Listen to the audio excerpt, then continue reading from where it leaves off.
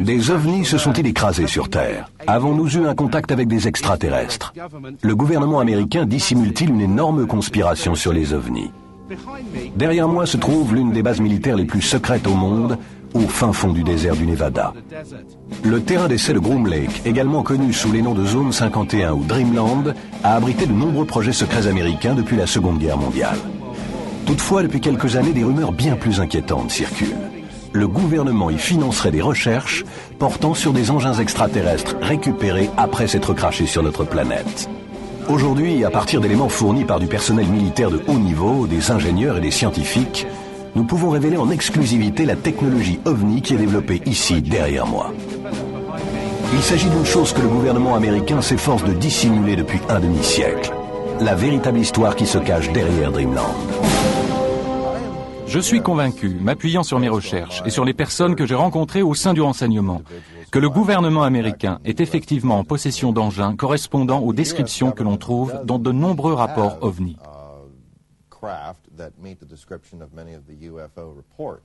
Tout le but du projet consistait à s'emparer de cet engin, en particulier celui sur lequel je travaillais, et de tester et reproduire ces systèmes et sous-systèmes avec des matériaux terrestres. Je suis absolument persuadé, de façon définitive, que nous avons retrouvé des vaisseaux extraterrestres, que nous avons eu des contacts avec des extraterrestres. Nous sommes en communication avec eux d'une manière ou d'une autre, car nous avons caché des cadavres et des engins extraterrestres. Je me trouvais à ce moment-là sur la plateforme du camion radar. C'était la nuit et je regardais le ciel parce qu'il y avait des soucoupes volantes. A-t-on retrouvé des cadavres d'extraterrestres? Pas des cadavres. 4 extraterrestres, vivants et en bonne santé. 4 extraterrestres bien vivants. 4 spécimens d'extraterrestres, vivants et en bonne santé, absolument. Ils sont là. Quelle que soit son origine et la forme qu'elle adopte, il y a une intelligence étrangère qui magouille quelque chose sur notre planète. Je crois que les coups de gueule de beaucoup trop de gens viennent de là. Ils nous ont menti trop longtemps. Un tas de gens ont volé l'argent légitimement destiné à la sécurité nationale afin de perpétuer cette dissimulation. Ils ont mené des intrigues visant à désinformer la population américaine et probablement aussi des populations en Europe. L'Air Force sait qu'un ovni s'est crashé, que des cadavres d'extraterrestres furent retrouvés et qu'un appareil décolla pour donner la chasse à l'ovni et ne revint jamais. Ils savent que nous nous intéressons à l'affaire la plus importante de tout le millénaire. Établie sur un lac asséché dans une région reculée à 128 km de Las Vegas, la zone 51 n'est qu'une partie de l'immense base Air Force de Nellis qui présente à peu près la taille de la Suisse. Elle fut commanditée dans les années 50 par le président Truman pour servir de site top secret où l'on développerait et testerait la nouvelle génération américaine d'avions d'après-guerre. Durant la fièvre technologique des années 50, la base abrita rapidement les engins volants les plus exotiques de cette époque. Plus récemment, c'est l'endroit où l'avion furtif F-117 fut élaboré et où il effectua ses vols d'essai.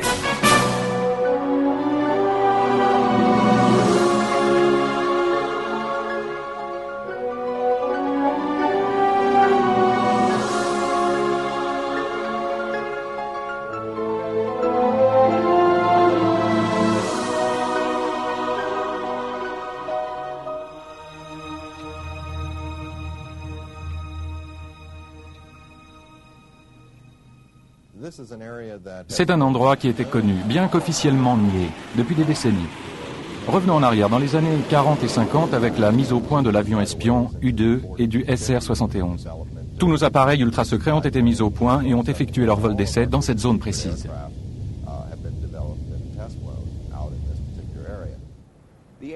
Le A-12, de sa naissance à son abandon, n'effectua des manœuvres qu'à partir de 2 endroits. La zone 51 de Groom Lake était son affectation d'origine. Le premier appareil y fit son apparition en janvier 1962 et le dernier la quitta le 21 juin 1968. L'US Air Force nie l'existence de la zone 51 malgré des films montrant la base et des photos d'un satellite russe que nous avons obtenu sur lesquels on voit clairement des hangars et une immense piste d'atterrissage s'étendant en travers du lac. Si son existence a toujours été démentie, la base s'est cependant développée depuis les années 50. Désormais, plusieurs charters de passagers y atterrissent chaque jour, amenant des centaines de travailleurs à la base. Avec un personnel aussi nombreux, il est évident que les quelques bâtiments pouvant être observés au-dessus du niveau du sol ne sont là que pour masquer de vastes structures souterraines.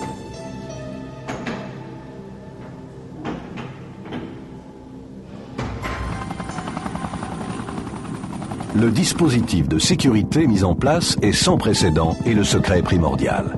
Depuis la fin des années 50, les militaires ont confisqué des centaines de milliers d'hectares de terrain environnant la base. Le périmètre interdit autour de la zone 51 s'étend maintenant à 40 km. Le statut confidentiel de la base est très bien préservé. Et même si des employés parlent des essais des appareils U-2 au cours des années 50, il ne leur est toujours pas permis d'identifier la base par son nom ou sa localisation géographique. Tout ce qu'ils peuvent dire, c'est qu'il s'agit d'un établissement reculé.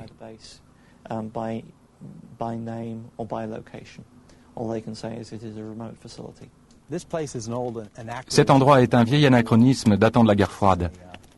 Il nous ramène au temps jadis, et du fait que les militaires continuent à le traiter comme un établissement top secret, dénué d'existence, il attire l'attention. Évidemment, tout le monde veut savoir ce qui s'y passe. Aucun doute. La zone et ses équipements existent bel et bien. Le gouvernement en a très peu dit à leur sujet dans le passé. Qu'il s'agisse des essais du U-2 ou du SR-71, ou encore du bombardier furtif. Les gens ont oublié que plus de 20 millions de dollars ont été dépensés pour la mise au point du bombardier furtif, et qu'il fallut attendre plus d'une décennie pour que son existence soit seulement annoncée. Voilà ce qu'on peut trouver au sujet de Groom Lake. Mais je suppose que maintenant la véritable question c'est, y a-t-il des soucoupes volantes dans le coin? Nous avons décollé afin d'observer la base par nous-mêmes. Volant à une altitude de 3300 mètres, nous sommes maintenant à moins d'1 mille du périmètre interdit. Nous sommes rentrés en contact avec la tour de contrôle et n'avons pas mis longtemps à nous apercevoir que l'espace aérien de la zone 51 était très sérieusement gardé.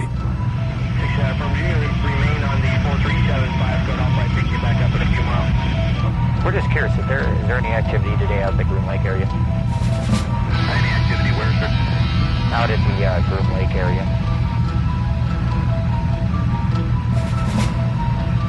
Lake Mead 69, I don't have any of that information available. Control on guard. When working roughly more squawk altitude, acknowledge with an identity.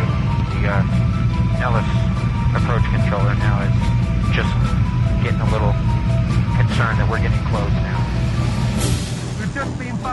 Nous venons juste d'être frôlés par 2 chasseurs F-16. Ils sont passés devant nous à une allure de Mach 1,6 environ. Ces gars ne rigolent pas. Ils ne veulent pas qu'on soit là. D'ailleurs, il y en a un autre qui vient de passer devant nous. Ou ils essaient de nous faire quitter la zone au plus vite, ou ils veulent nous forcer à atterrir. Et en voilà encore un autre. Waouh, il est passé vraiment près, juste à notre droite. Je dirais qu'il était à moins d'1,6 km, 2,4 km. Dis donc, on peut les voir, c'était dingue les gars, ils ont un GPS GCAS à bord et ils ont donc clairement un contact radar avec nous. Il est passé vraiment très près.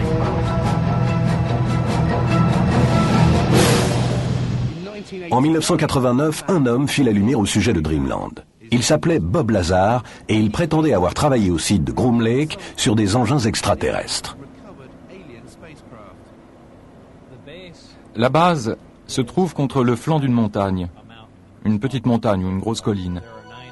Il y a 9 portes de hangar et ces portes ne sont aucunement des portes métalliques brillant dans le désert. Elles sont peintes ou vaporisées d'une texture sableuse. Et je peux vous l'assurer, c'est afin d'éviter que des satellites ne photographient l'installation, car elles se fondent ainsi dans la montagne. D'après ce que j'ai pu voir, c'était plutôt efficace. La première fois que j'ai conduit dans le secteur, toutes les portes de hangar étaient fermées. Mais à une faible distance, on s'apercevait qu'il s'agissait de portes et qu'elles pouvaient s'ouvrir. Nous avons contourné le flanc gauche de l'installation et là se trouvait l'entrée principale. Nous avons passé plusieurs portes et le contrôle de sécurité, puis nous avons pénétré dans ce qui ressemblait à un bâtiment gouvernemental typique. Mon travail fondamental consistait à reproduire des systèmes d'énergie et de propulsion. Et je décidai de commencer en m'attaquant à l'énergie, c'est-à-dire au réacteur qui faisait fonctionner l'engin. Pour ce qui est de l'autorisation dont j'étais muni, connue comme autorisation Majestic, nous n'étions que 22 personnes à la posséder à S4 et à travailler sur l'appareil.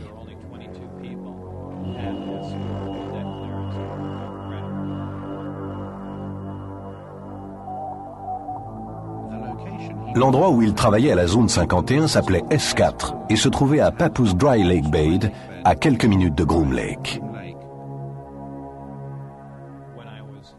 Lorsque j'y étais amené en bus, nous contournions généralement l'installation jusqu'à son flanc gauche et nous rentrions par la porte qui se trouvait là.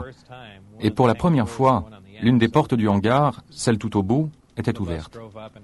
Le bus s'approcha, s'arrêta, et visible comme le nez au milieu de la figure, dans le hangar, occupant presque tout l'espace du hangar, se trouvait la soucoupe.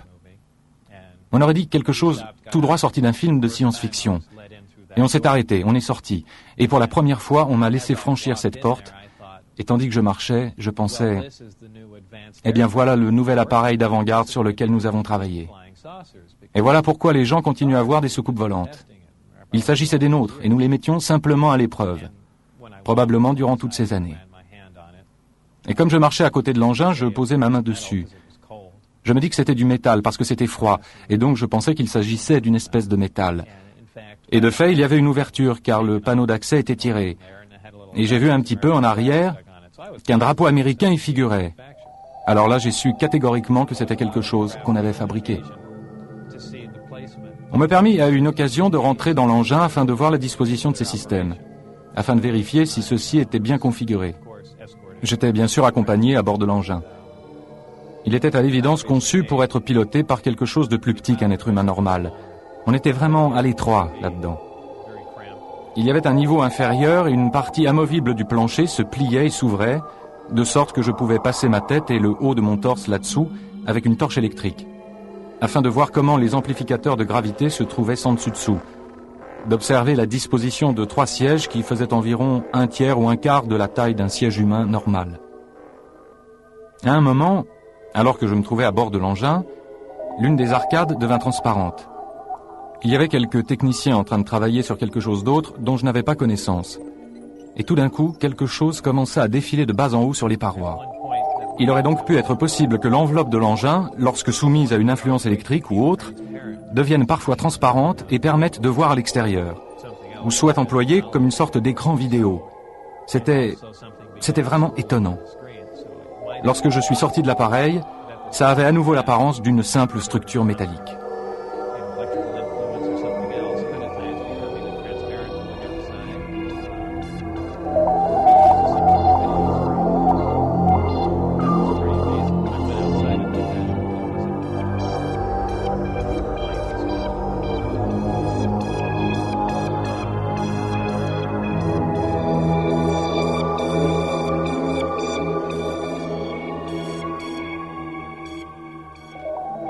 Des tas de gens disent « Eh mon vieux, ça a dû être excitant de rentrer là-dedans », et je réponds toujours que ce n'était pas le cas. C'était une sensation très inquiétante. On avait vraiment l'impression que... Parce que c'est tellement... Je sais que ça peut avoir l'air bête, mais ça n'avait rien d'humain là-dedans. Il n'y avait aucune arrêt de vivre. C'était comme si tout avait été fait en cire, puis un peu chauffé et ensuite refroidi. Toutes les choses possédaient des courbes lisses. Même les sièges avaient l'air de fusionner avec le sol. On aurait dit que tout l'engin avait été moulé par injection.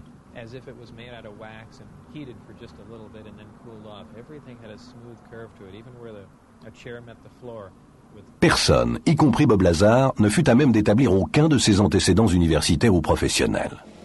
En 1990, il fut condamné comme entremetteur et déclaré en faillite. Au tribunal, il décrivit simplement son activité comme celle d'un technicien photo établi à son compte. Lazar est-il un imposteur? Travailla-t-il à S4? Ou fut-il employé par les militaires afin de faire circuler certaines informations sur la base?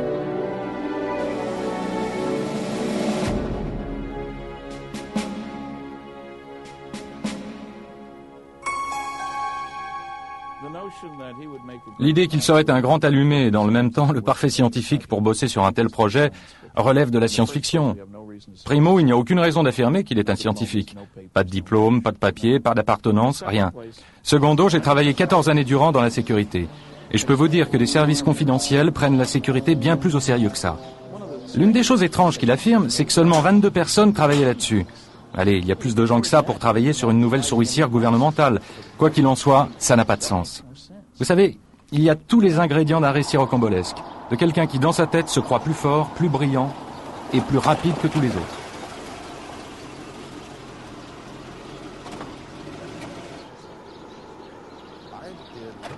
J'ai fait un tas de recherches au sujet de Bob Lazar. Je l'ai réellement rencontré. J'ai obtenu une copie de son formulaire, dit W2, l'un des documents IRS liés au salaire. Son formulaire spécifique indiquait qu'il travaillait pour le service américain du renseignement maritime. Mon enquête sur ce document et sur les affirmations que fit Bob Lazar forme le résultat de recherches très strictes et très rigoureuses. Je contactai le département américain du renseignement maritime et vérifiai qu'en effet, ils étaient certainement responsables de l'émission de ce formulaire W2. J'examinai la question auprès du service des recettes fiscales. Voici ce qu'ils m'ont dit. Leurs mots exacts furent « ça a l'air vrai ». Ils me dirent qu'il s'agissait d'un document authentique, pas de quelque chose de contrefait. Il y avait un tas de nombre de numéros de contrat et autres figurant sur le document. Et lorsque je fis des recherches sur ces derniers, il s'avéra qu'il s'agissait de numéros recensés hautement confidentiels. D'ailleurs, le service des recettes fiscales se heurta à un mur lorsqu'il tenta de retrouver le véritable employeur associé au document.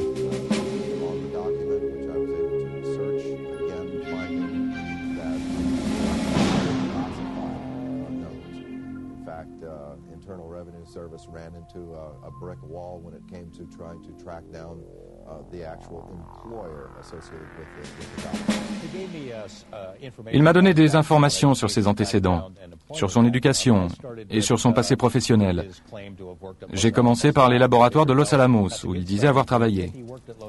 Je me disais, eh bien voilà un bon point de départ, s'il a travaillé à Los Alamos, c'est qu'il a reçu une formation quelque part, car il n'embauche pas le premier type qui passe. Et s'il a travaillé à Los Alamos, surtout sur des projets secrets, il est au moins raisonnable de supposer qu'il ait pu être embauché ailleurs au Nevada pour y travailler sur des projets similaires. Nous sommes allés à Los Alamos et personne là-bas n'a voulu coopérer. Ils ne répondaient pas à nos appels téléphoniques. Ils disaient « Nous n'avons pas d'informations sur Bob Lazar. Il n'y a rien dans les dossiers. » Je leur demandais « En êtes-vous vraiment sûr ?»« Oui, il n'y a rien dans les dossiers. » Je leur ai montré l'inscription dans l'annuaire que Bob Lazar avait gardée et qui prouvait qu'il avait bossé là. Je leur ai montré l'article de journal qui prouvait qu'il avait été là. « Êtes-vous certain de ne pas avoir un Bob Lazar ?»« Eh bien, peut-être avons-nous eu un Bob Lazar, voici un numéro d'identité, mais il ne travaillait pas pour nous. Il travaillait pour quelqu'un d'autre. » Fondamentalement, les laboratoires de Los Alamos ont tout fait, à chaque étape, pour me contrer dans ma démarche. Ils ne firent rien pour m'aider dans ma recherche d'informations sur Bob. Et je m'aperçus que c'était chaque fois la même chose, à chaque étape de mes tentatives pour vérifier son passé. Je suis celui qui ne pouvait fournir aucun papier officiel sur moi-même, et je l'ai fait savoir. Je n'arrivais pas à me procurer mon extrait de naissance, et c'était l'une des choses qui m'inquiétait, qu'ils puissent tenter de faire de moi quelqu'un qui n'existe pas. Je crois qu'il est très probable que Bob Lazar ait en effet été choisi pour servir de relais à certaines informations relatives à ce projet extraterrestre.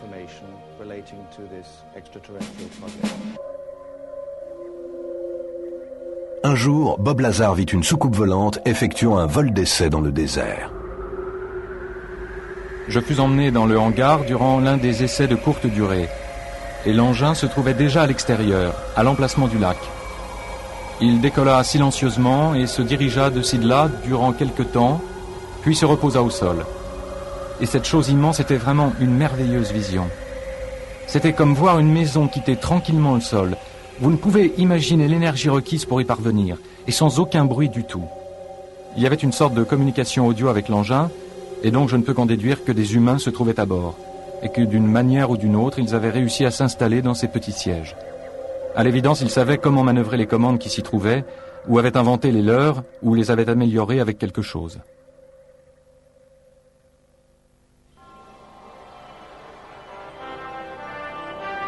Les missions spatiales Apollo des années 60 provoquèrent un engouement des États-Unis pour la conquête de l'espace.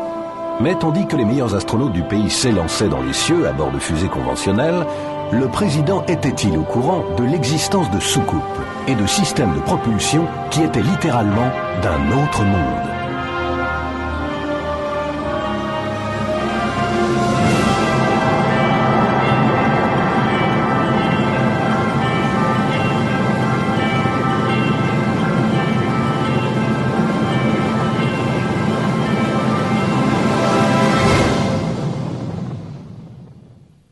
Le docteur Edgar Mitchell, membre de la mission Apollo 14 et le 6e homme à avoir marché sur la Lune, fit des recherches approfondies sur les prétendus crashs d'OVNI ainsi que sur le problème des contacts extraterrestres. Il a rencontré Lazar en 1991. Je tends à croire que son histoire est authentique à la base, qu'il a vu ce qu'il pensa être un engin extraterrestre et assista à des tentatives de fabrication et de reproduction de celui-ci. Je pense en revanche que son explication de ce qui se passe et la théorie qu'il met en valeur sont erronées. Ce qui, à mon avis, est crédible, c'est le fait qu'il se trouvait là-bas. De même qu'il est vraisemblable que depuis l'incident de Roswell en 1947, il y ait eu une dissimulation, qu'il se soit agi d'un véritable incident, qu'un programme d'enquête intensif, qu'un programme technique et une dissimulation soient associés à tout cela depuis cette époque.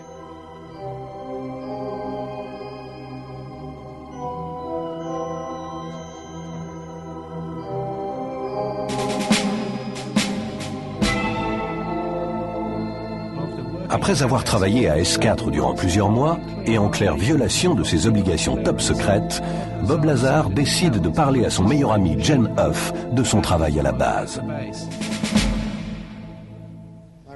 Ma réaction fut, sans le presser contre sa volonté, de lui demander qu'il m'en dise le plus possible.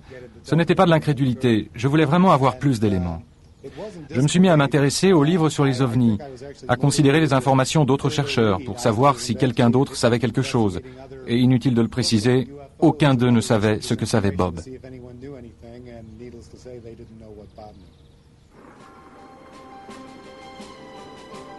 Un mois plus tard, en mars 1989, Bob Lazar va plus loin et décide d'emmener ses amis dans le désert pour les faire assister à un test de soucoupe volante.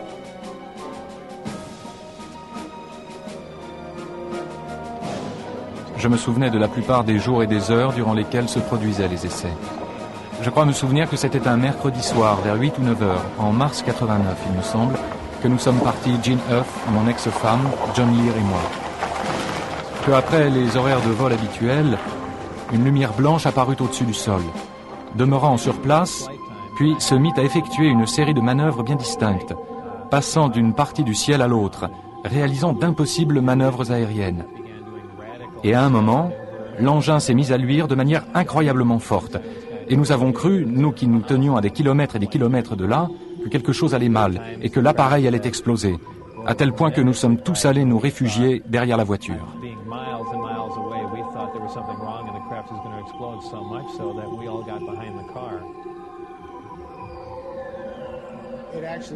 Il s'est vraiment rapproché de nous.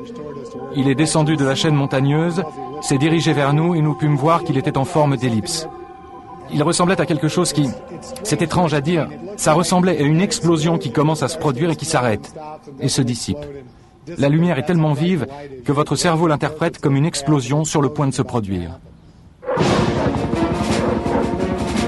Lors de sa troisième visite nocturne pour observer les soucoupes volantes en compagnie de ses amis, Bob Lazar fut arrêté. Il fut emmené à un endroit inconnu pour y être interrogé et il ne retourna jamais à la zone 51. Ils menacèrent ma femme. Ils menacèrent de tuer ma femme. Ils dirent que rien ne les arrêterait. Ils dirent qu'ils pensaient avoir été très clairs. Ils ne pouvaient croire que j'avais emmené des gens avec moi pour leur montrer un vol d'essai, et moins encore que je leur avais confié des informations relatives à ces mêmes vols. Et ils voulaient savoir ce que j'avais dit d'autre et à qui je l'avais dit. Des agents de sécurité de l'AFI, le Bureau d'enquête fédéral, furent aperçus en train d'effectuer des contrôles de sécurité inopinés dans sa maison. Il n'y a aucun doute pour les proches de Bob qu'il avait été placé sur écoute téléphonique.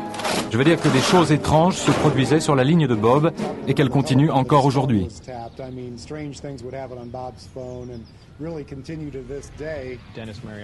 Denis Mariani, qui était mon directeur, me passa un coup de fil. Et tout ce qu'il m'a dit, ce fut « As-tu une quelconque idée de ce qu'on va te faire maintenant ?» Ils étaient furieux. Vraiment furieux. Ils avaient perdu tout self-control.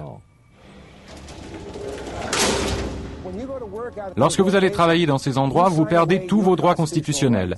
Vous signez un document disant que si vous violez votre contrat de sécurité et parlez des projets sur lesquels vous travaillez, alors sans aucun procès, sans aucune possibilité de faire appel, vous allez vous retrouver pour 20 ans dans un pénitencier fédéral. On fait vraiment tout pour que vous gardiez le silence. Nous avons eu un ingénieur qui a travaillé pour cette chaîne de télévision et qui, avant d'être ici, avait travaillé à la zone 51 et avait vu l'un de ces engins sous une bâche, s'aventurant dans un endroit où il n'aurait sans doute pas dû être. Je me suis arrangé pour l'interviewer. Il vit dans une autre ville, d'un autre État. Il accepta à contre-cœur du moment que sa tête ne soit pas visible. L'entretien était censé se dérouler le jour suivant. Ce jour-là, il s'est levé et parti travailler. 2 hommes l'attendaient dehors dans une voiture, parlant sur une radio. Ils l'ont suivi jusqu'à son travail. Et lorsqu'il en est sorti, ils l'ont suivi jusqu'à chez lui sans lui poser la moindre question. Et ce scénario s'est reproduit jour après jour. Ça m'a été très difficile d'en parler. Il me semble qu'à chaque fois que je raconte l'histoire, ça va un peu mieux. Mais la première fois que j'en ai parlé, c'était comme si ma bouche ne voulait pas former les mots, comme si les sons ne voulaient pas sortir de ma gorge. Tout ce que je peux déduire de ça, c'est qu'on m'a fait un lavage de cerveau pour ne pas en parler, pour ne pas m'en souvenir. Et si je m'en souvenais, pour ne jamais en parler à personne. Cet homme est un ingénieur mécanicien de 71 ans qui, comme Bob Lazar, affirme avoir travaillé à la zone 51. Il commence à travailler dans les années 50 sur un simulateur de soucoupe volante conçu pour l'entraînement des pilotes américains. Il affirme avoir reçu la permission de nous parler de certains aspects de son travail, mais nous a demandé de ne pas révéler son identité. Nous avons récupéré une soucoupe extraterrestre. Celle en particulier sur laquelle je devais travailler provenait du crash de Kingman et fut par la suite transférée au terrain d'essai du Nevada, dont je n'avais pas connaissance à l'époque. Va-t-on retrouver des cadavres d'extraterrestres? Pas des cadavres. 4 extraterrestres, vivants et en bonne santé. 4 extraterrestres bien vivants. 4 spécimens d'extraterrestres, vivants et en bonne santé. Absolument. Et où furent emmenés ces 4 extraterrestres? Au départ, ils furent transférés au Nouveau-Mexique et quelques mois plus tard, emmenés au site du Nevada. L'une des choses sur lesquelles je travaillais était un simulateur de soucoupe volante, destiné à entraîner des pilotes à manœuvrer cet appareil d'apparence étrange. Il devait faire voler des hommes et pas des extraterrestres.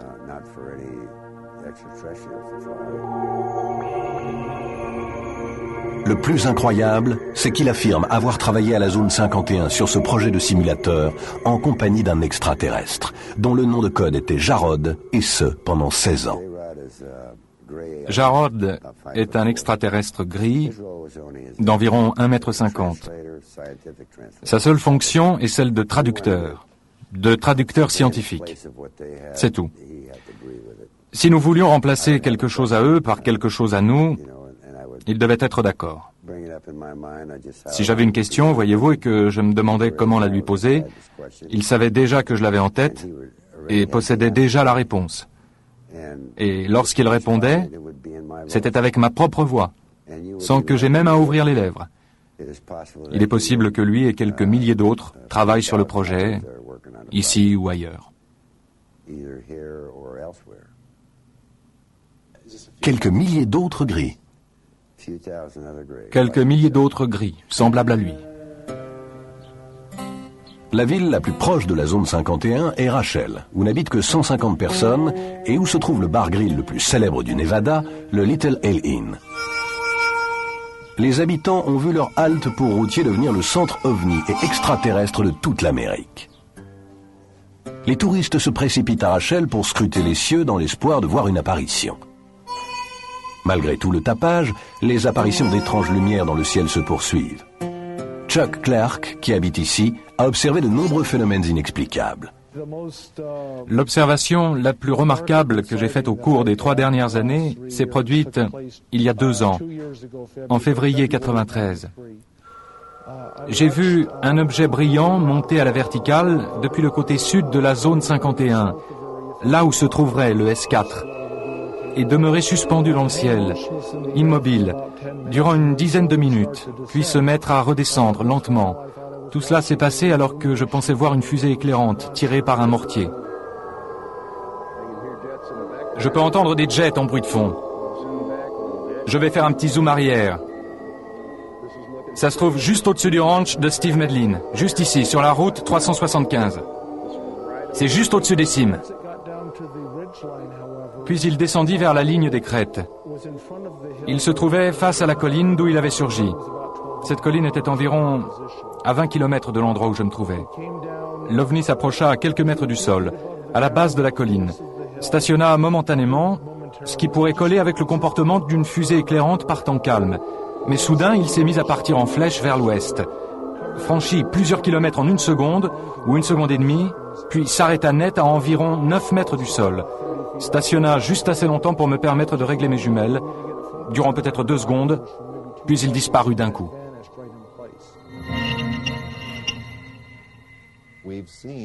J'ai vu la vidéo d'un appareil qui était lumineux, qui pouvait se déplacer dans le ciel comme une pierre ricochant à la surface de l'eau, ou qui évoquait le fonctionnement d'une machine à coudre. Ce que j'ai pu voir sur les écrans, c'était des séries de lumière ou traits de lumière, tandis que l'objet se déplaçait d'un point à un autre. Il y a eu une distorsion plutôt étrange qu'il est très difficile d'analyser à moins de suivre image par image pour voir ce qui s'est vraiment produit. De cette façon, il est possible d'observer ce qu'on pourrait appeler l'effet de trace du système de propulsion mis en œuvre.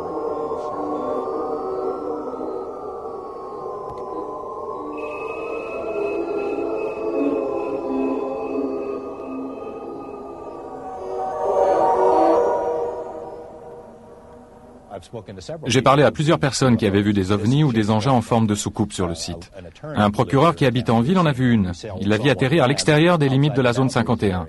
J'ai discuté avec un cadre de très haut niveau qui travaillait pour des gens sous contrat avec la Défense, ici, depuis un certain nombre d'années. Il est issu d'une famille très respectable et de très bonne réputation. Ses références sont au-dessus de tout soupçon. Mais il ne veut pas que son visage ou son nom apparaissent. Il en a vu à plusieurs reprises.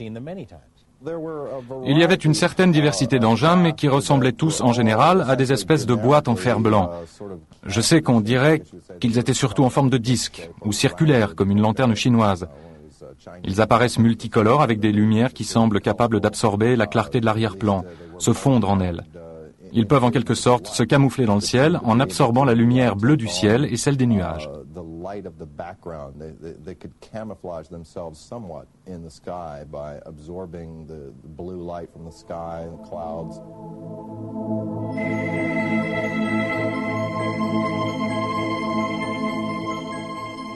Que sont ces lumières dans le ciel?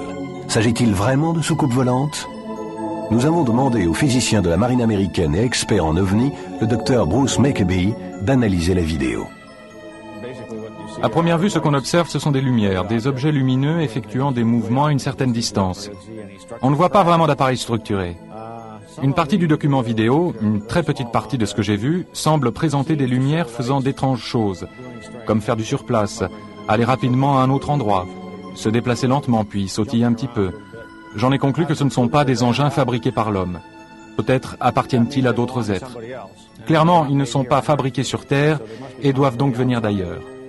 Comment ils sont venus ici, à qui, entre guillemets, ils appartiennent, je ne le sais pas.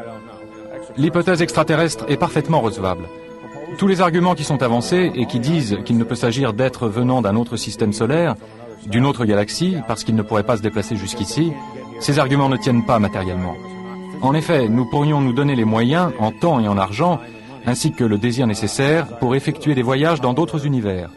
Ainsi, il est certain que ces autres intelligences, quelles qu'elles soient, nous dépassent de loin en termes de technologie. Il revient. Il fait une boucle.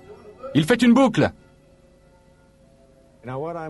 Ce que je vais maintenant vous montrer, c'est une version améliorée par l'ordinateur de ce que vous venez de voir. Et nous allons examiner l'un des endroits où apparaît l'OVNI, dans le coin à gauche, allant à droite, puis revenant. C'est tout ce que nous verrons. Nous le verrons refaire cela encore et encore. Cette partie de l'image est extraite de l'image dans son ensemble et je la laisse simplement s'afficher. Et cela va et vient sans cesse, cela se répète. Or, si nous faisons un arrêt sur image, voici l'ombre et voici l'OVNI. Et donc nous avons à la base un triangle avec un côté et 2 angles. Et du coup, je peux calculer la position de l'OVNI en 3 dimensions. Il est situé à environ 2100 mètres de la caméra. Et donc, Bruce, à la suite de cet examen, ce que nous avons là est un véritable OVNI. Oui, il y a un objet à 2100 mètres de là, un objet qui n'est pas humain, d'une taille de 9 mètres, un véritable OVNI.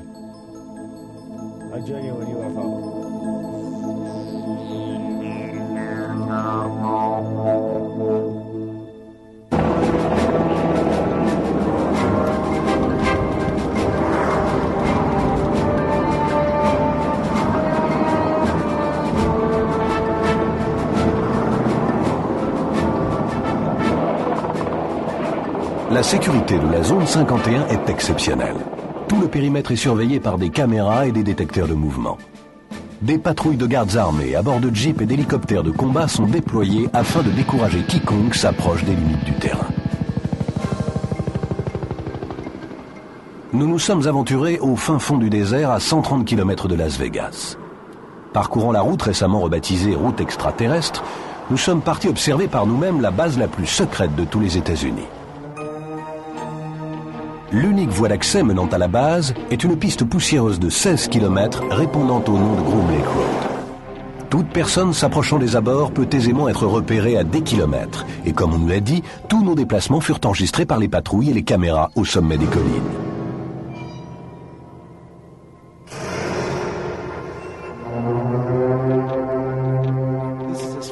Voilà jusqu'où vous pouvez approcher de la base de Groom Lake.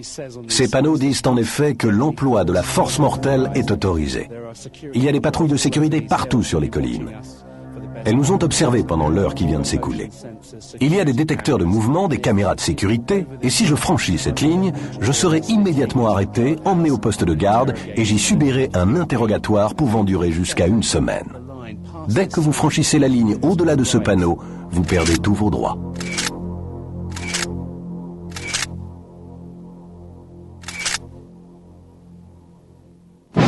Ce qui m'étonne, Glenn, c'est que l'entrée ici soit si modeste. Il y a ce panneau délabré disant « Usage de la force mortelle autorisée », mais on peut vraiment, si on ne sait pas ce qu'on fait, pénétrer directement dans la base. C'est ça l'idée. Vous ne rencontrerez personne ici, mais si vous entrez dans le poste de garde qui se trouve là-bas, à 1 kilomètre et quelques, vous serez immédiatement arrêté pour avoir dépassé ces panneaux. Ils ne veulent pas avoir à répondre aux questions. Alors ils ne mettent aucun vigile. Personne.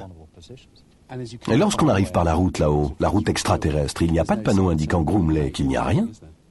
Non, il m'est arrivé d'accrocher un panneau disant base secrète ou base secrète dans cette direction, mais il ne restait jamais très longtemps. Et que ce soit à pied ou en voiture, vous ne pouvez vous approcher davantage de Groom Lake.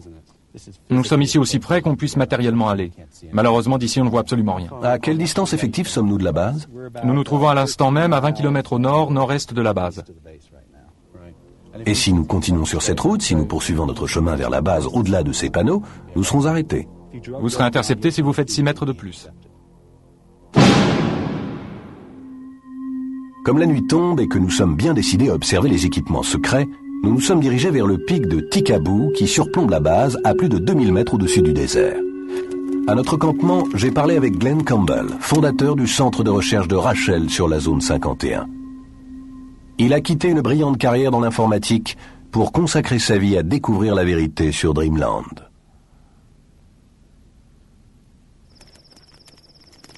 C'est une très grande installation, aussi grande que l'État du Connecticut. Il y a un tas de zones inconnues, inexplorées, où vous pourriez stocker tout ce que vous voulez. La zone 51 est simplement la plus connue des bases secrètes, un vaste complexe pouvant abriter des tas de choses différentes dont nous ne savons rien. Mais en fait, il n'y a pas de clôture ici. Et pourtant, lorsque vous franchissez cette ligne, ils le savent. C'est simplement marqué par des poteaux oranges, espacés de quelques dizaines de centimètres les uns des autres. Il est facile de franchir cette ligne, mais dès que vous le faites, ils le détectent et partent à vos trousses. Il s'agit d'une frontière militaire très sérieuse, pas d'un endroit pour touristes. Les militaires n'ont jamais dit « il n'y a pas d'OVNI ». Ils n'ont jamais franchement nié aucune des histoires qui circulent au sujet de la zone 51. Ça aurait été si simple, lorsque ces histoires de Papoose Lake sont apparues, si simple pour les militaires de dire tout simplement « regardez, nous n'avons rien ici ». Ils auraient pu accueillir quelques journalistes dans la zone et leur montrer « rien ici ». Les militaires n'ont pas choisi cette solution. Ils ont fait de l'obstruction, ils sont restés muets, et c'était la pire des choses à faire. À 3 heures du matin, nous entamons notre ascension finale vers Tikaboo. Il nous faut atteindre le sommet avant le point du jour, afin de voir la base éclairée pour ses vols d'essai nocturnes. Même la nuit, le vrombissement des jets rompt le silence du désert.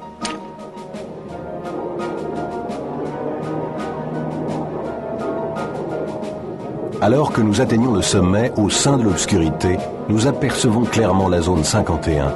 Nous voyons briller au loin les feux de la piste d'atterrissage.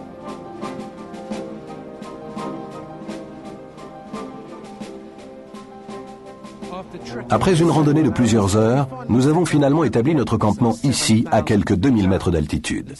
Et depuis l'aube, nous observons des avions inexistants transportant du personnel inexistant sur cette base inexistante. Le pic de Tikaboo est la dernière position avantageuse et sûre d'où l'on puisse clairement observer Dreamland. Mais combien de temps encore avant qu'il ne soit lui aussi annexé par les militaires ?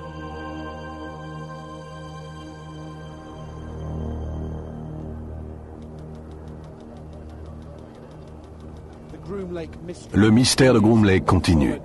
Nous avons suivi hors de la base secrète les avions qui transportent le personnel et ils ont atterri ici, à l'aéroport McCarran, juste à la sortie de Las Vegas. Il y a apparemment un peu plus d'une douzaine de vols qui chaque jour amènent et ramènent le personnel de la base la plus secrète de toute l'Amérique.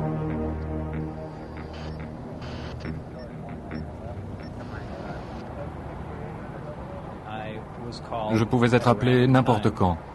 La personne au bout du fil pouvait me dire « Monsieur Lazar, il est 4h15 du matin, nous souhaitons que vous soyez à l'aéroport de McCarran pour 5h moins le quart. » L'avion décollait à telle ou telle heure, alors je me rendais là-bas, je me faisais enregistrer, je montais à bord et l'avion décollait pour Groom Lake.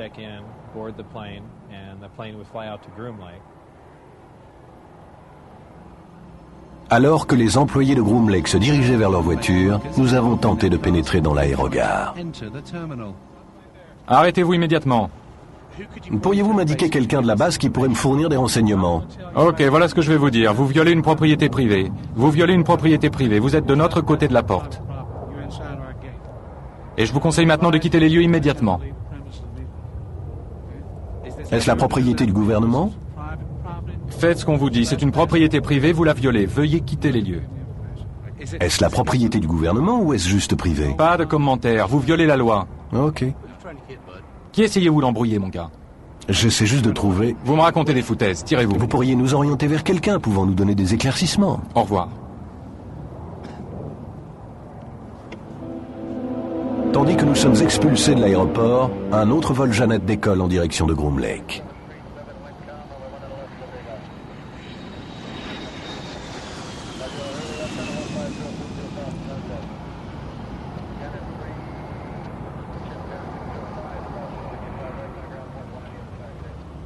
Nos recherches nous ont appris qu'une société privée travaillait avec les militaires américains de la zone 51. Nous pensons qu'il s'agit de la société Projets Spéciaux EG&G. Elle travaille depuis les 50 dernières années sur des projets confidentiels et top secrets en collaboration avec le gouvernement américain et l'on dit qu'elle est propriétaire des vols Janet qui emmènent les employés à la base et que c'est d'elle que proviennent l'appui technique et les dispositifs de sécurité nécessaires à la duplication d'engins extraterrestres. Je ne travaillais pas directement pour EG&G. J'ai simplement eu un entretien dans un de leurs locaux à l'aéroport McCarran. Peu de temps après, on me rappela pour ce nouveau travail à S4 et l'on m'expliqua que cela avait trait à une sorte de système de propulsion par induction. Et j'ai supposé qu'il s'agissait de travailler sur un genre d'avion d'avant-garde. Vraiment, j'étais enthousiasmé par cette situation. Vous devez quitter cette propriété privée. Alors je vous prie de cesser de filmer et de partir, s'il vous plaît.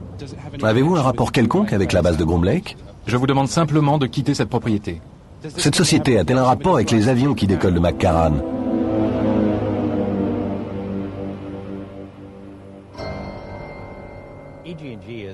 Le G&G a été la principale société civile sous contrat avec Groom Lake, pratiquement dès le début. Ce sont des gens qui, comment dire, les militaires vont et viennent, d'autres sociétés sous contrat passent et s'en vont, mais le G&G est sous contrat depuis le tout début. Et donc si quelqu'un sait ce qui se passe, c'est le G&G. Mais ils ne disent rien. Nous avons téléphoné à l'EG&G pour essayer de clarifier leur rôle vis-à-vis de la base. Mais ils se sont contentés de confirmer que la société travaillait sur divers contrats confidentiels pour le ministère de la Défense en divers endroits reculés du Nevada. Ils refusent de s'étendre sur la nature exacte de leur travail, mais affirment que c'est en rapport avec la PEM, la propulsion électromagnétique. Si des engins extraterrestres ont été retrouvés et ensevelis profondément sous le désert du Nevada, alors le pouvoir de divulguer au public une telle information réside quelque part dans les couloirs de Washington. Comme me l'a dit une personne du renseignement, le problème n'est pas d'obtenir l'information, mais de diffuser la vérité.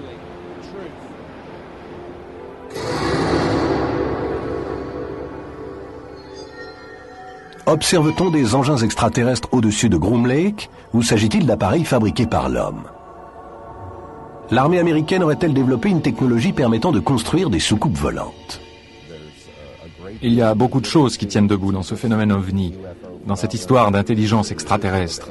Il y a là quelque chose qui n'a rien de nouveau pour les militaires américains. Il existe des programmes sur lesquels ils travaillent actuellement qui sont en avance de 50 ans sur tout ce que vous et moi pourrions concevoir. Les équipes du projet noir œuvrent sans être surveillées par des commissions officielles, ou par le Congrès si vous préférez. Je trouve cela extrêmement angoissant, effrayant. C'est le pire scénario à la Big Brother qui soit. Tout est dirigé par les extraterrestres. Ils nous dépassent à un tel point en termes de technologie que je ne crois pas que nous ayons une seule chance. Je crois que nous n'avons pas encore levé un seul coin du voile au sujet de ce qui se passe ici en matière de soucoupe volante. Il existe un certain nombre d'activités, certaines confidentielles, se déroulant dans ce qu'on appelle souvent le complexe de la zone d'essai de l'Air Force de Nellis. Cette zone d'essai est employée afin de tester divers systèmes et technologies, et pour la mise au point d'opérations indispensables à l'efficacité des forces militaires américaines et à la sécurité des États-Unis. Il y a un lieu de manœuvre près de Groom Dry Lake.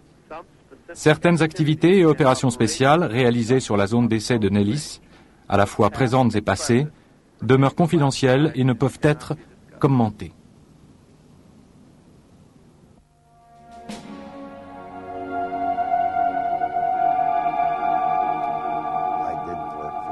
Je ne travaillais pas pour le gouvernement des États-Unis. Je travaillais pour un gouvernement satellite de ce pays. Pour ce qui est du Sénat, le seul qui s'intéressait à tout cela était Bob Dole. En ce qui concerne les présidents, les seuls que j'ai rencontrés dans les installations depuis les années 50 et 60 furent Nixon et Bush.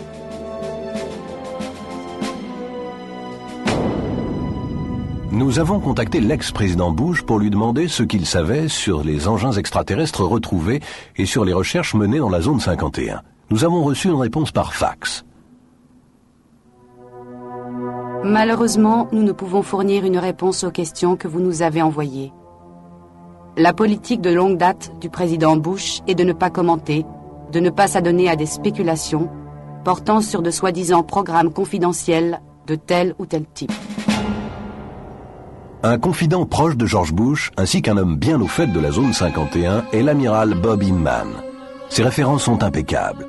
Il fut à la fois directeur du renseignement maritime et de l'Agence de la sécurité nationale, ainsi que directeur adjoint de l'Agence de renseignement de la défense et de la CIA.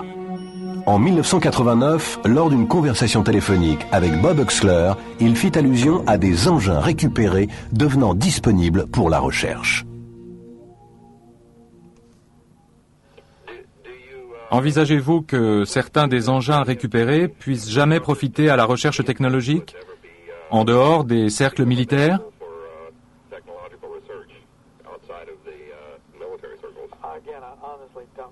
Là encore, sincèrement, je ne sais pas.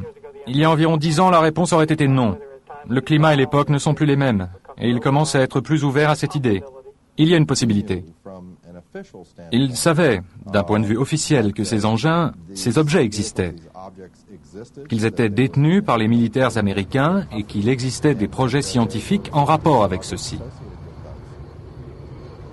Je crois qu'il s'agit de la première révélation faite par quelqu'un d'aussi haut placé dans le gouvernement américain, tout spécialement au sein du renseignement, qui, de fait, reconnaît que nous sommes réellement impliqués, que les ovnis sont réels, qu'ils furent mis au point par une intelligence non humaine et que, d'une manière ou d'une autre, nous sommes rentrés en possession de cette technologie.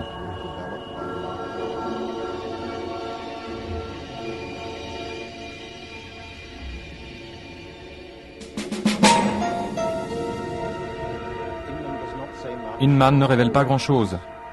Il n'y a pas de référence, pas de mention d'ovnis, d'engins spatiaux, rien de ce genre.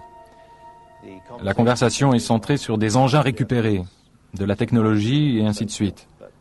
Mais l'amiral Inman était au courant du sujet et nous savons par son directeur adjoint, Tom King, qu'il n'était pas question de discuter publiquement de ces sujets. Des sujets dont s'entretenaient Huxler et Inman en raison des lois sur le secret national.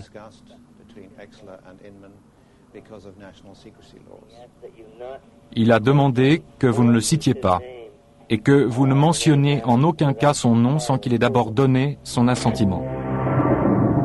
En 1982, Inman quitta l'administration gouvernementale pour devenir président de la Compagnie internationale d'applications scientifiques de San Diego.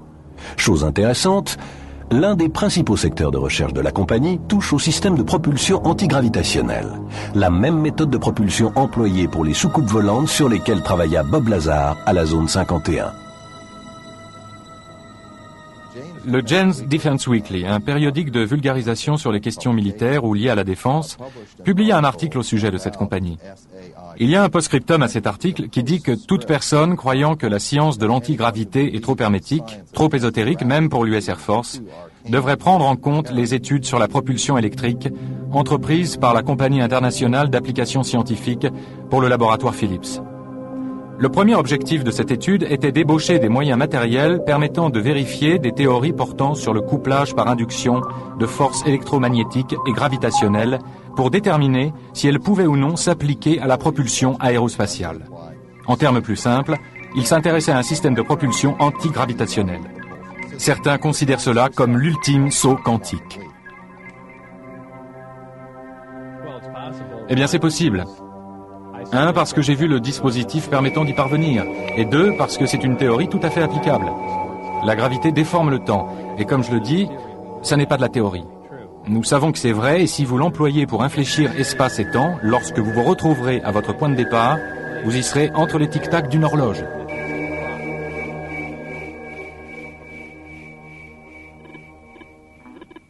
Nous avons appelé l'amiral Inman afin de découvrir ce qu'il sait au sujet de la zone 51 et pourquoi sa compagnie travaille sur ce système de propulsion reposant sur l'antigravité. Allons droit au sujet qui vous intéresse. J'ai eu l'occasion, à divers postes que j'ai occupés, de poser la question « Y a-t-il des preuves convaincantes ?» Quand j'étais vice-directeur de l'Agence de renseignement de la Défense, que j'étais à l'Agence de la Sécurité nationale, que j'étais à la CIA, j'ai eu plusieurs fois l'occasion, en chacun de ces endroits, d'aller demander « Possédez-vous des preuves convaincantes de l'existence d'ovnis ou d'extraterrestres ?» Et la réponse fut toujours « non ».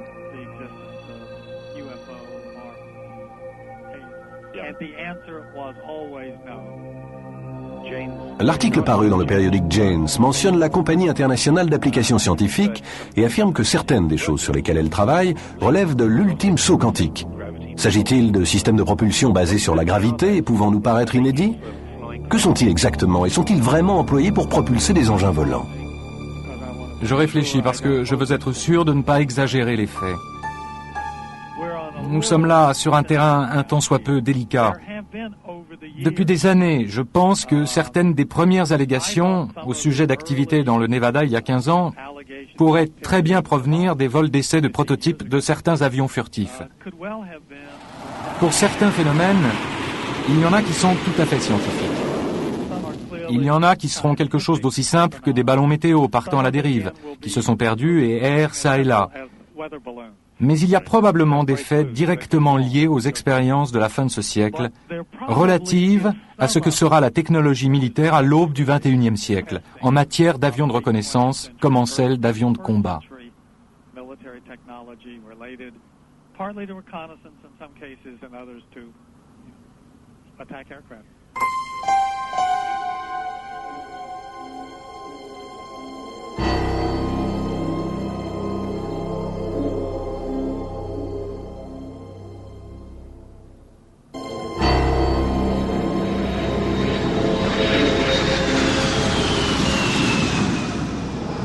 Voici la base Air Force de Nellis, l'une des premières installations militaires d'Amérique. Elle est divisée en 4 zones principales. Les zones d'essai de Tonopah et du Nevada, où ont lieu les essais nucléaires américains top secret, ainsi que la zone de bombardement de Nellis, où les derniers jets et bombardiers sont mis à l'épreuve. Elle abrite également la zone 51, et donc, s'il y a des soucoupes volantes effectuant des vols d'essai au-dessus du désert, alors le personnel de Nellis est parfaitement au courant. Nous avons été contactés par une ancienne opératrice radar de Nellis. Elle a confirmé avoir été témoin d'un test confidentiel de soucoupe volante dans la zone d'essai. Elle a quitté l'Air Force en 1985 et elle est trop effrayée pour révéler sa véritable identité. Le test de la soucoupe volante a eu lieu une nuit à quelques kilomètres de la base. Je me trouvais à ce moment-là sur la plateforme du camion radar. C'était la nuit et je regardais le ciel parce qu'il y avait des soucoupes volantes. La plus proche de moi, je pouvais l'observer à peu près dans le détail. J'étais avec un groupe de personnes et je n'en connaissais aucune, et aucune d'elles ne semblait connaître les autres, de sorte que c'était comme si nous étions tous très isolés. Personne ne parlait à personne, c'était très effrayant. parce que ce que je regardais était clairement quelque chose de très très confidentiel. Et il y avait 2 personnes qui parlaient dans un camion radar. Je pensais qu'il s'agissait d'officiers, bien qu'aucun d'eux n'ait d'insigne de grade ou d'insigne nominatif. Les manœuvres qu'elles exécutaient étaient très sophistiquées et je pensais qu'elles étaient pilotées par des extraterrestres, sachant exactement quelles manœuvres ils pouvaient effectuer.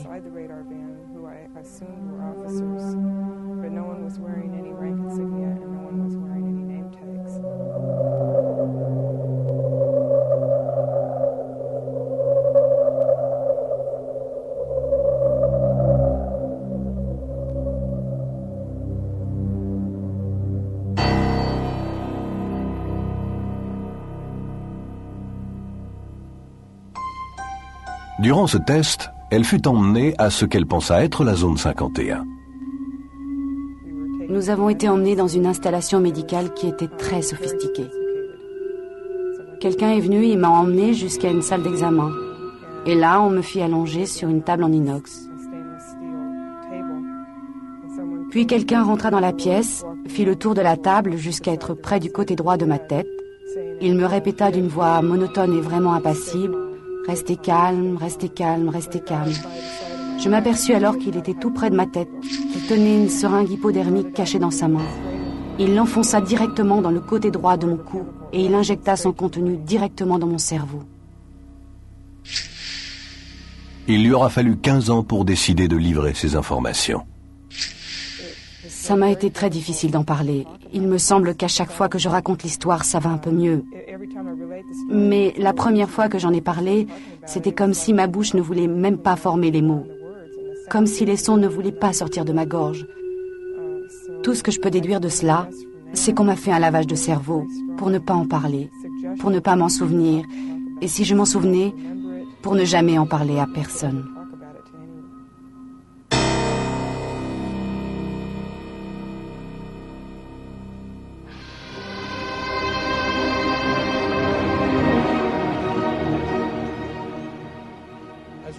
Pas plus tard qu'il y a 10 ans, ce Lockheed A-12 qui s'envole de Groom Lake était encore l'un des appareils militaires les plus top secrets de l'US Air Force. Si vous l'aviez observé dans le ciel nocturne, on vous aurait pardonné de le prendre tout simplement pour un ovni. On peut alors se demander combien de centaines de milliers d'observations d'ovnis chaque année ne sont dues à rien d'autre que des engins militaires, et si le grand secret de Groom Lake ne serait pas simplement le descendant au XXIe siècle de cet avion.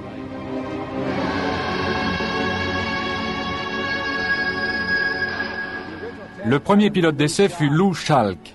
La première fois qu'il a vu cet avion, il s'est frotté les yeux. Il s'est retourné, est sorti du hangar de production, puis est revenu sur ses pas. Il ne pouvait pas en croire ses yeux.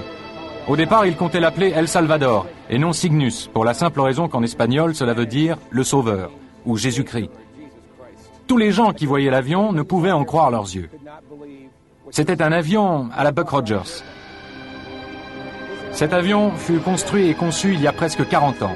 40 autres années plus tôt, l'objet volant le plus sensationnel était le Sikorsky P-35. Et encore 40 années avant, c'était le ballon dirigeable. Alors on peut dire que la technologie ne s'est pas tourné les pouces. Il y a donc de très grandes chances pour ce que nous observons en fait d'OVNI soit un moyen de transport du XXIe siècle dû à l'homme.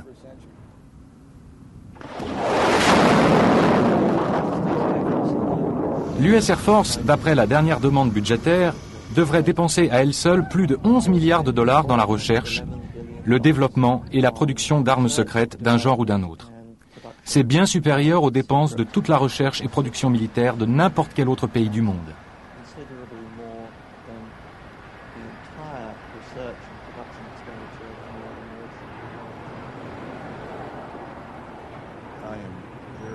Je suis vraiment inquiet car les équipes du projet noir opèrent sans contrôle des commissions officielles, du Congrès si vous préférez, à l'abri du regard du public, avec des budgets occultes dont personne ne sait où ils vont ni pourquoi ils sont employés. Je trouve cela extrêmement angoissant, effrayant, le dernier cri d'un scénario à la Big Brother. Je crois qu'une des meilleures raisons pour tout classer secret est qu'il existe une sorte d'arme vraiment effrayante. Pensez maintenant à la quantité d'énergie que peut dégager ce dispositif de guerre, si vous voulez le voir sous cet angle, et il est à l'évidence muni d'une arme potentielle. Imaginez simplement la possibilité de déployer quelque chose de ce genre d'une manière virtuellement instantanée, n'importe où dans le monde. Vous avez un conflit au Moyen-Orient? Combien de temps cela vous prend pour y envoyer un porte-avions? Eh bien, ça prend un temps assez long. Et là, nous avons une arme effrayante qui vole, qui virtuellement peut aller n'importe où, d'une manière immédiate et réduire un ennemi en cendres. Alors là, oui, c'est quelque chose qu'il faut garder secret. À n'importe quel prix, parce qu'il s'agit de quelque chose avec lequel vous pouvez presque conquérir toute la planète.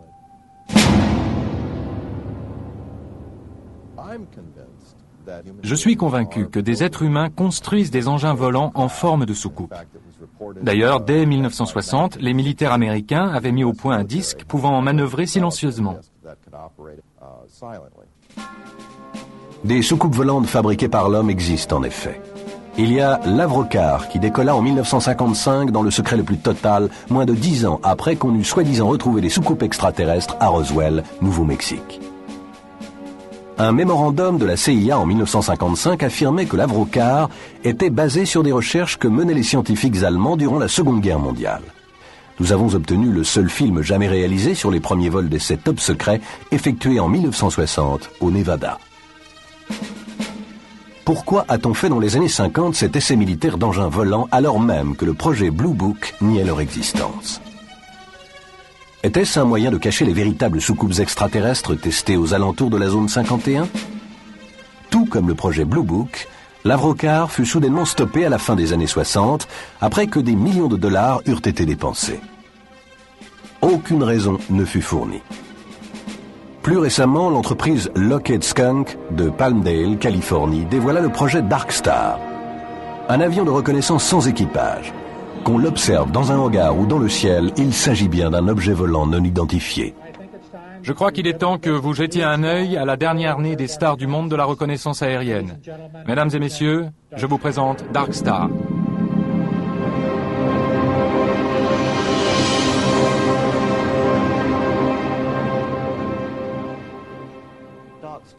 Dark Star est un avion d'apparence très inhabituelle.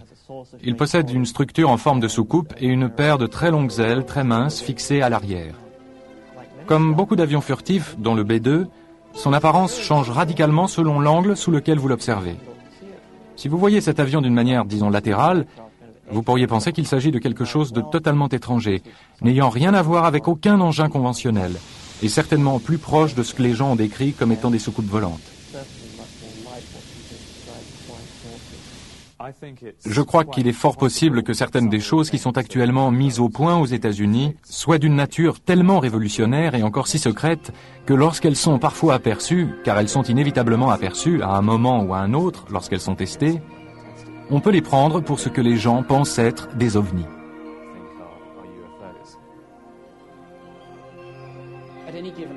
Systématiquement, à tout moment, la technologie que nous possédons est de 5 ou 10 ans en avance sur la technologie dévoilée au public. Mais ce genre de choses ne vole pas au-dessus des têtes des membres du public médusés. Elles volent exclusivement dans des zones d'essai bien précises, des zones dangereuses, et donc les choses qu'on nous décrit comme des ovnis ne sauraient être les nôtres. Nous avons enquêté sur Dreamland durant plus d'une année. Bien que nous n'ayons pas vu de soucoupe volante ou de cadavres extraterrestres, nous avons vu des lumières dans le ciel et il ne pouvait s'agir d'avions, militaires ou non. Nous avons fait la preuve, sans l'ombre d'un doute, que la zone 51 et une vaste base souterraine à Groom Lake existent bel et bien. Nous avons vu des employés arriver et repartir en avion de cet établissement. Et nous avons parlé à des gens qui auraient travaillé à la zone 51, s'occupant de reproduire des engins extraterrestres récupérés. Nous avons vu de véritables images de soucoupes volantes créées par l'homme, à la fois d'origine américaine et d'origine russe. Et il y a des entrepôts dans tous les États-Unis qui contiennent des dossiers comme ceux-ci, pleins de rapports ovnis et de récits d'enlèvement par les extraterrestres. Toutes ces preuves sont-elles imaginaires? Je ne le pense pas. Comme nous approchons de la fin du millénaire, l'humanité va devoir faire face à l'effrayante réalité. Nous ne sommes peut-être pas seuls, et un nombre choisi d'officiels du gouvernement américain le savent depuis un certain temps.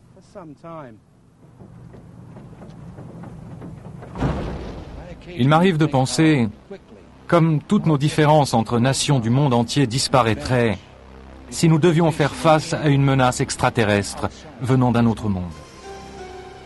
Et je vous le demande, une armée extraterrestre ne serait-elle pas déjà parmi nous ?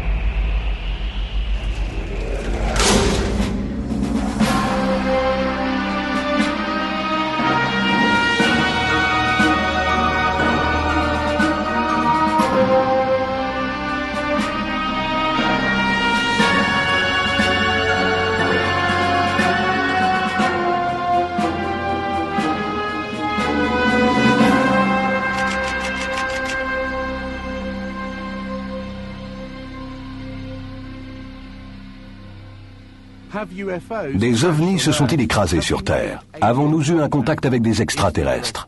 Le gouvernement américain dissimule-t-il une énorme conspiration sur les ovnis? Derrière moi se trouve l'une des bases militaires les plus secrètes au monde, au fin fond du désert du Nevada. Le terrain d'essai de Groom Lake, également connu sous les noms de Zone 51 ou Dreamland, a abrité de nombreux projets secrets américains depuis la Seconde Guerre mondiale. Toutefois, depuis quelques années, des rumeurs bien plus inquiétantes circulent. Le gouvernement y financerait des recherches portant sur des engins extraterrestres récupérés après s'être crachés sur notre planète. Aujourd'hui, à partir d'éléments fournis par du personnel militaire de haut niveau, des ingénieurs et des scientifiques, nous pouvons révéler en exclusivité la technologie OVNI qui est développée ici, derrière moi. Il s'agit d'une chose que le gouvernement américain s'efforce de dissimuler depuis un demi-siècle. La véritable histoire qui se cache derrière Dreamland. Je suis convaincu, m'appuyant sur mes recherches et sur les personnes que j'ai rencontrées au sein du renseignement, que le gouvernement américain est effectivement en possession d'engins correspondant aux descriptions que l'on trouve dans de nombreux rapports OVNI.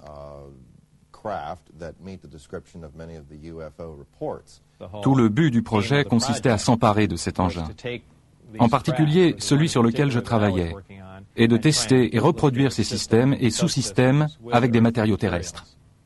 Je suis absolument persuadé, de façon définitive, que nous avons retrouvé des vaisseaux extraterrestres, que nous avons eu des contacts avec des extraterrestres. Nous sommes en communication avec eux d'une manière ou d'une autre, car nous avons caché des cadavres et des engins extraterrestres. Je me trouvais à ce moment-là sur la plateforme du camion radar. C'était la nuit et je regardais le ciel parce qu'il y avait des soucoupes volantes.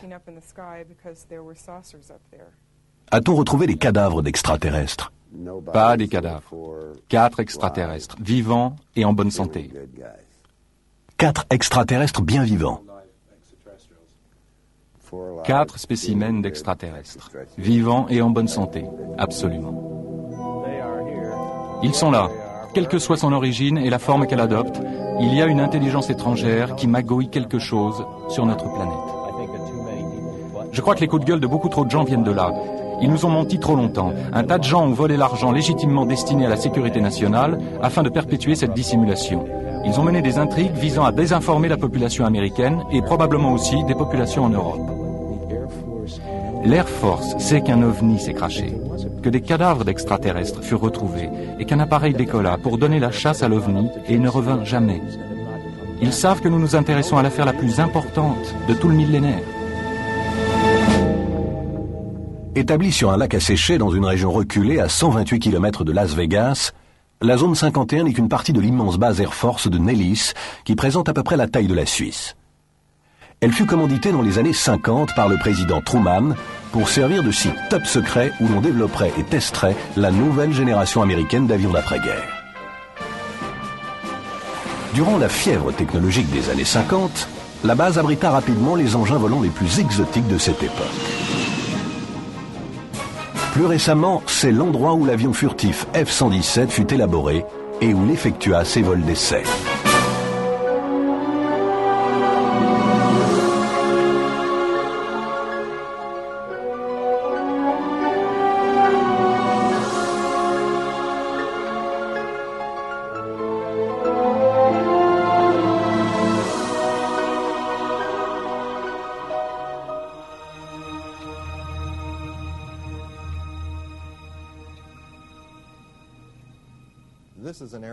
C'est un endroit qui était connu, bien qu'officiellement nié, depuis des décennies.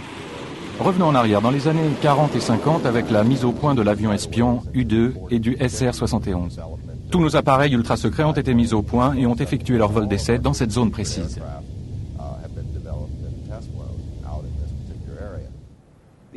Le A-12, de sa naissance à son abandon, n'effectua des manœuvres qu'à partir de 2 endroits. La zone 51 de Groom Lake était son affectation d'origine. Le premier appareil y fit son apparition en janvier 1962 et le dernier la quitta le 21 juin 1968. L'US Air Force nie l'existence de la zone 51 malgré des films montrant la base et des photos d'un satellite russe que nous avons obtenu sur lesquels on voit clairement des hangars et une immense piste d'atterrissage s'étendant en travers du lac. Si son existence a toujours été démentie, la base s'est cependant développée depuis les années 50. Désormais, plusieurs charters de passagers y atterrissent chaque jour, amenant des centaines de travailleurs à la base. Avec un personnel aussi nombreux, il est évident que les quelques bâtiments pouvant être observés au-dessus du niveau du sol ne sont là que pour masquer de vastes structures souterraines.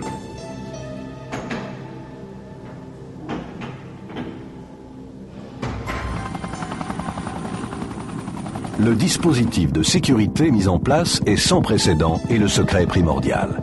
Depuis la fin des années 50, les militaires ont confisqué des centaines de milliers d'hectares de terrain environnant la base. Le périmètre interdit autour de la zone 51 s'étend maintenant à 40 km.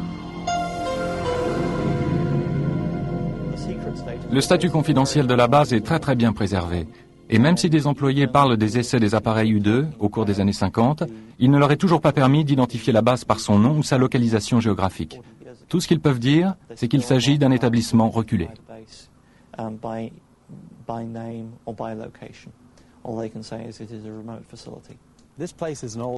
Cet endroit est un vieil anachronisme datant de la guerre froide. Il nous ramène au temps jadis, et du fait que les militaires continuent à le traiter comme un établissement top secret, dénué d'existence, il attire l'attention. Évidemment, tout le monde veut savoir ce qui s'y passe. Aucun doute. La zone et ses équipements existent bel et bien. Le gouvernement en a très peu dit à leur sujet dans le passé. Qu'il s'agisse des essais du U-2 ou du SR-71, ou encore du bombardier furtif. Les gens ont oublié que plus de 20 millions de dollars ont été dépensés pour la mise au point du bombardier furtif, et qu'il fallut attendre plus d'une décennie pour que son existence soit seulement annoncée. Voilà ce qu'on peut trouver au sujet de Groom Lake. Mais je suppose que maintenant la véritable question c'est, y a-t-il des soucoupes volantes dans le coin ? Nous avons décollé afin d'observer la base par nous-mêmes. Volant à une altitude de 3300 mètres, nous sommes maintenant à moins d'1 mille du périmètre interdit. Nous sommes rentrés en contact avec la tour de contrôle et n'avons pas mis longtemps à nous apercevoir que l'espace aérien de la zone 51 était très sérieusement gardé.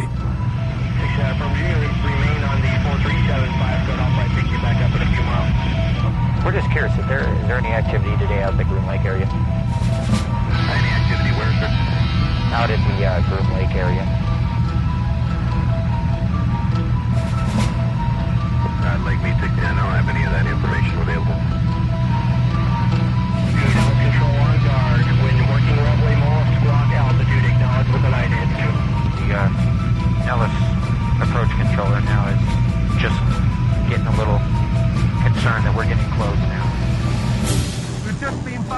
Nous venons juste d'être frôlés par 2 chasseurs F-16. Ils sont passés devant nous à une allure de Mach 1,6 environ. Ces gars ne rigolent pas. Ils ne veulent pas qu'on soit là. D'ailleurs, il y en a un autre qui vient de passer devant nous. Ou ils essaient de nous faire quitter la zone au plus vite, ou ils veulent nous forcer à atterrir. Et en voilà encore un autre. Waouh, il est passé vraiment près, juste à notre droite. Je dirais qu'il était à moins d'1,6 km, 2,4 km. Dis donc, on peut les voir, c'était dingue les gars, ils ont un GPS GCAS à bord et ils ont donc clairement un contact radar avec nous. Il est passé vraiment très près.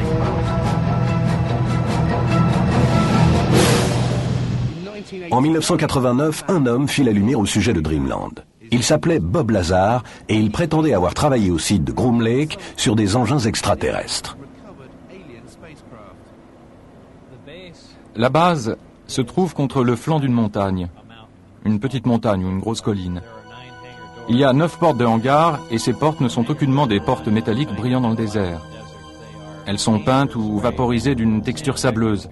Et je peux vous l'assurer, c'est afin d'éviter que des satellites ne photographient l'installation, car elles se fondent ainsi dans la montagne. D'après ce que j'ai pu voir, c'était plutôt efficace. La première fois que j'ai conduit dans le secteur, toutes les portes de hangar étaient fermées. Mais à une faible distance, on s'apercevait qu'il s'agissait de portes et qu'elles pouvaient s'ouvrir. Nous avons contourné le flanc gauche de l'installation et là se trouvait l'entrée principale. Nous avons passé plusieurs portes et le contrôle de sécurité, puis nous avons pénétré dans ce qui ressemblait à un bâtiment gouvernemental typique. Mon travail fondamental consistait à reproduire des systèmes d'énergie et de propulsion.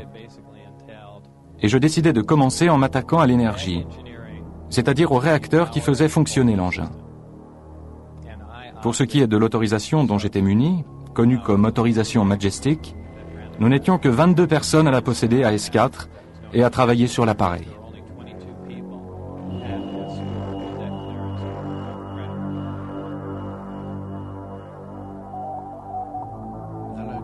L'endroit où il travaillait à la zone 51 s'appelait S4 et se trouvait à Papoose Dry Lake Bade, à quelques minutes de Groom Lake. Lorsque j'y étais amené en bus, nous contournions généralement l'installation jusqu'à son flanc gauche et nous rentrions par la porte qui se trouvait là.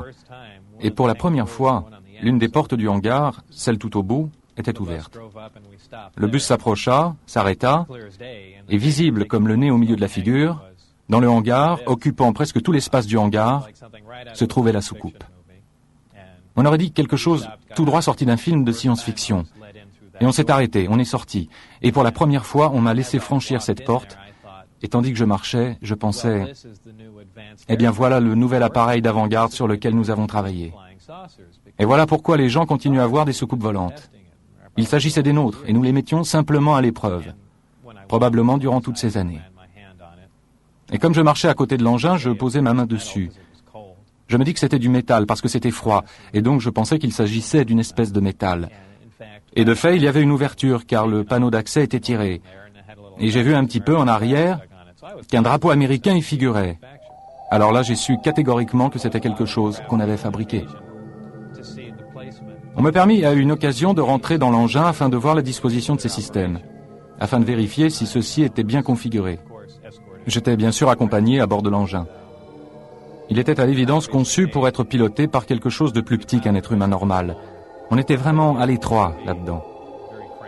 Il y avait un niveau inférieur et une partie amovible du plancher se pliait et s'ouvrait, de sorte que je pouvais passer ma tête et le haut de mon torse là-dessous avec une torche électrique, afin de voir comment les amplificateurs de gravité se trouvaient sans dessus-dessous, d'observer la disposition de 3 sièges qui faisaient environ 1/3 ou 1/4 de la taille d'un siège humain normal.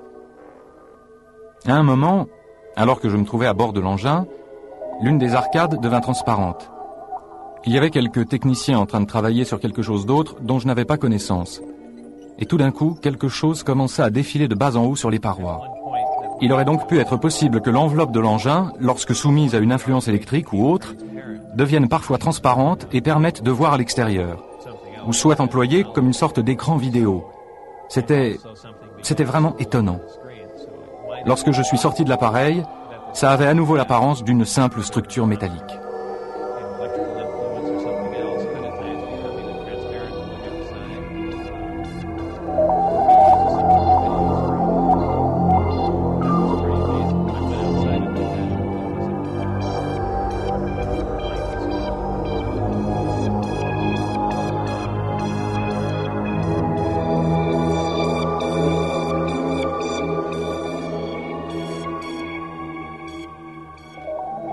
Des tas de gens disent « Eh mon vieux, ça a dû être excitant de rentrer là-dedans ». Et je réponds toujours que ce n'était pas le cas. C'était une sensation très inquiétante. On avait vraiment l'impression que... Parce que c'est tellement... Je sais que ça peut avoir l'air bête, mais ça n'avait rien d'humain là-dedans. Il n'y avait aucune arrêt de vivre. C'était comme si tout avait été fait en cire, puis un peu chauffé et ensuite refroidi. Toutes les choses possédaient des courbes lisses. Même les sièges avaient l'air de fusionner avec le sol. On aurait dit que tout l'engin avait été moulé par injection.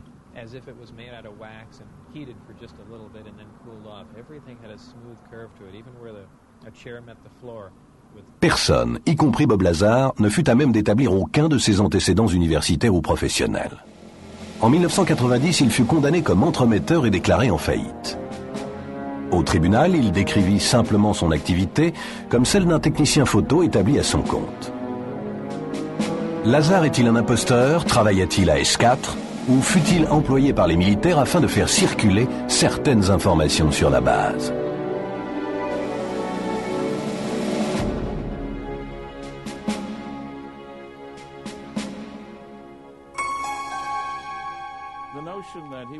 L'idée qu'il serait un grand allumé et dans le même temps le parfait scientifique pour bosser sur un tel projet relève de la science-fiction. Primo, il n'y a aucune raison d'affirmer qu'il est un scientifique. Pas de diplôme, pas de papier, pas d'appartenance, rien. Secondo, j'ai travaillé 14 années durant dans la sécurité. Et je peux vous dire que des services confidentiels prennent la sécurité bien plus au sérieux que ça.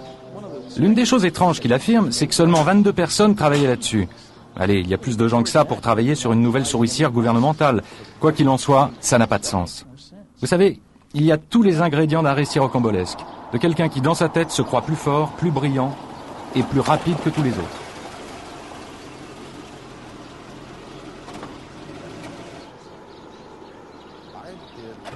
J'ai fait un tas de recherches au sujet de Bob Lazar. Je l'ai réellement rencontré. J'ai obtenu une copie de son formulaire, dit W2, l'un des documents IRS liés au salaire. Son formulaire spécifique indiquait qu'il travaillait pour le service américain du renseignement maritime. Mon enquête sur ce document et sur les affirmations que fit Bob Lazar forme le résultat de recherches très strictes et très rigoureuses. Je contactai le département américain du renseignement maritime et vérifiai qu'en effet, ils étaient certainement responsables de l'émission de ce formulaire W2. J'examinai la question auprès du service des recettes fiscales. Voici ce qu'ils m'ont dit. Leurs mots exacts furent « ça a l'air vrai ». Ils me dirent qu'il s'agissait d'un document authentique, pas de quelque chose de contrefait. Il y avait un tas de nombre de numéros de contrat et autres figurant sur le document. Et lorsque je fis des recherches sur ces derniers, il s'avéra qu'il s'agissait de numéros recensés hautement confidentiels. D'ailleurs, le service des recettes fiscales se heurta à un mur lorsqu'il tenta de retrouver le véritable employeur associé au document.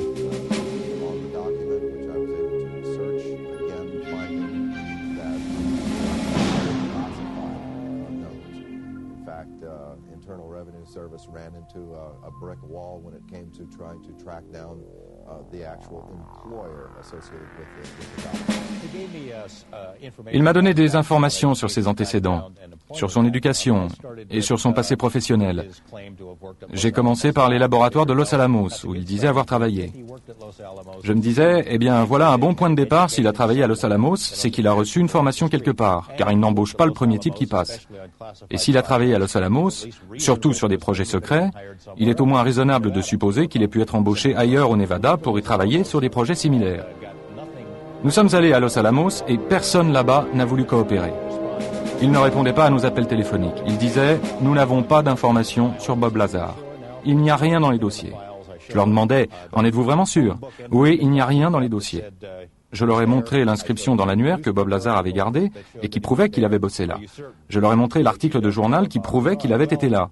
« Êtes-vous certain de ne pas avoir un Bob Lazar ?»« Eh bien, peut-être avons-nous eu un Bob Lazar, voici un numéro d'identité, mais il ne travaillait pas pour nous. Il travaillait pour quelqu'un d'autre. » Fondamentalement, les laboratoires de Los Alamos ont tout fait, à chaque étape, pour me contrer dans ma démarche. Ils ne firent rien pour m'aider dans ma recherche d'informations sur Bob. Et je m'aperçus que c'était chaque fois la même chose, à chaque étape de mes tentatives pour vérifier son passé. Je suis celui qui ne pouvait fournir aucun papier officiel sur moi-même, et je l'ai fait savoir. Je n'arrivais pas à me procurer mon extrait de naissance, et c'était l'une des choses qui m'inquiétait, qu'ils puissent tenter de faire de moi quelqu'un qui n'existe pas. Je crois qu'il est très probable que Bob Lazar ait en effet été choisi pour servir de relais à certaines informations relatives à ce projet extraterrestre.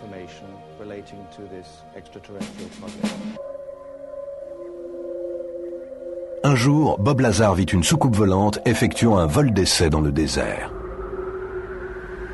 Je fus emmené dans le hangar durant l'un des essais de courte durée. Et l'engin se trouvait déjà à l'extérieur, à l'emplacement du lac. Il décolla silencieusement et se dirigea de ci de là durant quelque temps, puis se reposa au sol. Et cette chose immense était vraiment une merveilleuse vision. C'était comme voir une maison quitter tranquillement le sol.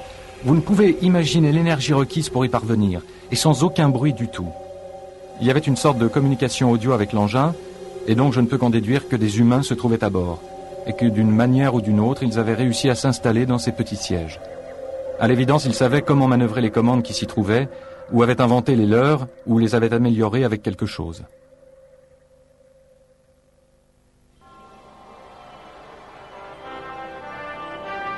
Les missions spatiales Apollo des années 60 provoquèrent un engouement des États-Unis pour la conquête de l'espace. Mais tandis que les meilleurs